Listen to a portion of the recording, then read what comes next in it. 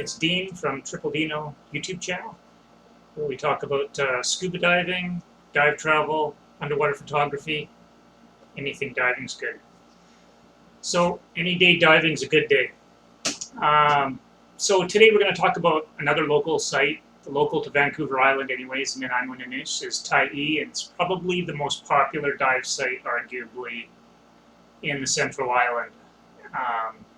For a lot of good reasons. It's got a couple of different walls. It's very well sheltered in case it's windy. It's got facilities now. They've turned it into a nice little park. They call it Blueback Park now. What else here? It's pretty good access. There's some decent parking. There's not a lot of parking, but you can actually park on the side streets, which is really good. And so I'm going to show you a few maps and show you how to get there, best way to get there, and where to park and where to, enter the water, the best entry point in the water there.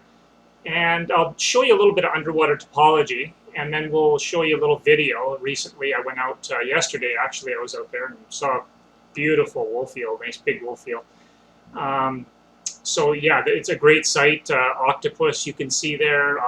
It's a great spot for wolf eels normally. A couple of the elder residents, I don't think have been seen there for a while, but they've been replaced by a couple of juveniles, which is nice. And the area is still healthy despite all of the diving activity that's been going on there, which is, cross your fingers. We have a lot of events there too. If you're a diver and you're interested in getting together with other divers, July 1st, and I'm with Dive Outfitters and Sundown Diving, I sort of team up and have a barbecue there, and it's wonderful on Canada Day to go diving with other divers, and it's just good all around. Good people, good food, good diving. So Tyee's a great place for that. Everybody knows where it is. It's very comfortable for novices all the way to advanced. Entry is very gradual. It's very nice. It's an excellent site, and it's been cleared a little bit over the years. So the underwater part's been cleared of the rocks and stuff like that. So if you're carrying cameras like me and all kinds of other useless gadgets, then you're not going to fall in your face. So I certainly appreciate that as a soon-to-be pensioner. Anyway, we'll get to the pictures now, and I'll just go over them with you.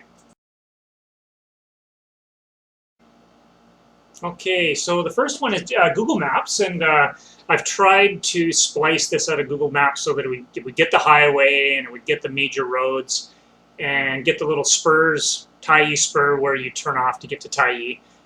And so as usual, X marks the spot, so that's the little cove, Tyee Cove, that we're going to. And you can see the little tiny bit of the island highway in yellow in the lower left part of the map.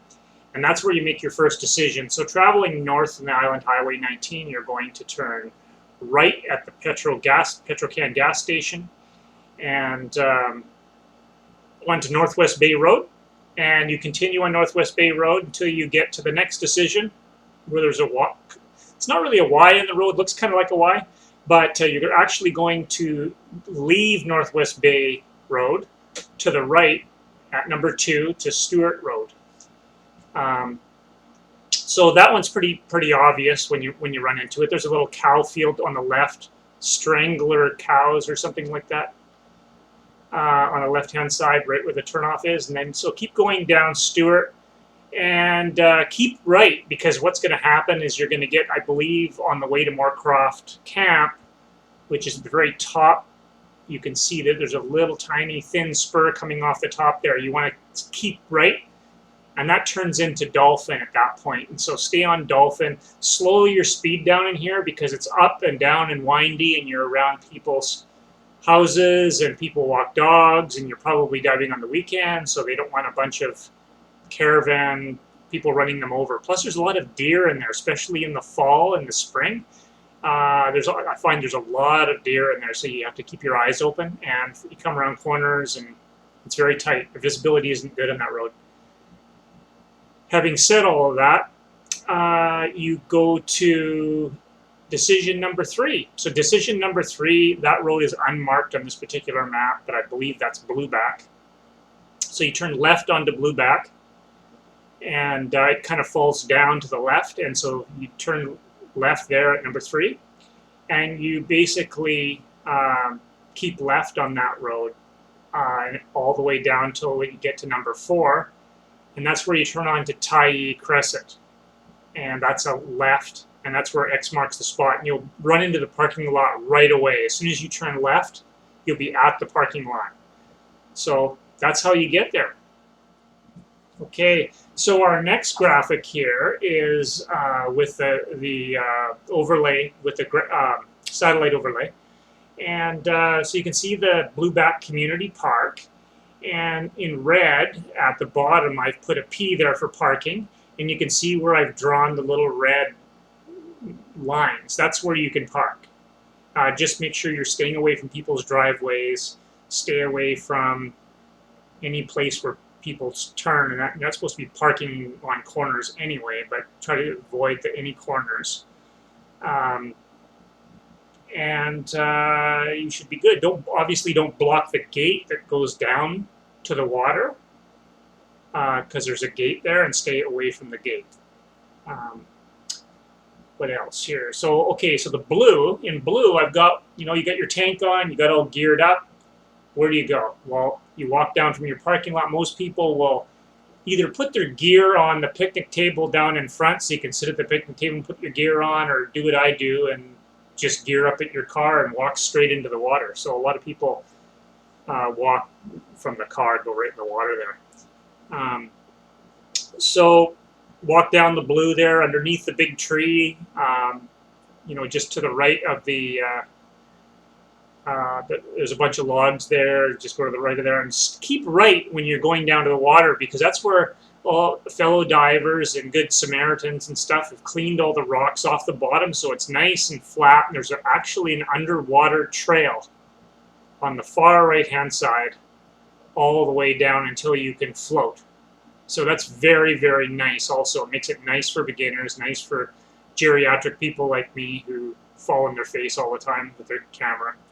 So excellent site. So that's what my little arrow, blue arrow there saying keep right, all the way down to the water, and then just sit in the water and do what you do best, put your fins on, that kind of stuff.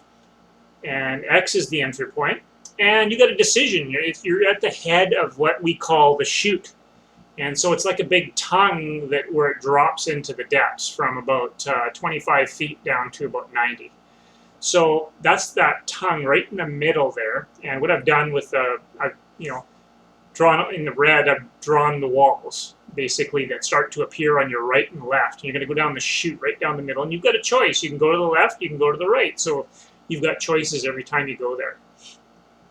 And so certainly for a beginner, maybe the right's the best, because it's the easiest to follow, easiest not to get lost, and it makes it very simple. You basically can go down that wall into the depths and then come up to about 60 feet on that wall and come back at 60 feet until you get back to the X. And that's a very easy way to go. It's a good dive profile. And your chances are you're going to see lots of stuff. So wherever a wall meets the sand, down to about 90 feet here, whenever you get rock meeting sand, that's where you get your ambush predators, your octopus, your wolf eels and stuff. So they're not going to be too far away from the sand. They're going to be close to the sand. With the exception of wolf eel, maybe the octopus will want to be down near the sand. The wolf eels, sometimes the juvies will be up a little higher, but the older guys, they'll be probably down closer to the sand. So yeah, anyway, our usual wolf eel residents on the right haven't been there as of 2019 summer. Haven't really been around on the right-hand side. I think I may have heard somebody say they saw one in there, but really it's been on the left-hand side where the eels are now. And you see how the ridge jogs on the left-hand side there? Well, you go through a couple of those jogs, you get just past the second jog, and then you're going to start running into wolf eels. And anywhere from 50 to 75 feet on the second jog is currently where those wolf eels are. And don't stress them out. Keep your distance, and just be respectful and be passive. Take some pictures, get a good picture and that sort of thing and observe them, but don't touch them and feed them and all kinds of other crap that goes on out there. Otherwise, they're going to disappear just like they did on the right-hand side. So that's my 2 bits and finger wagging thing. Okay, thanks.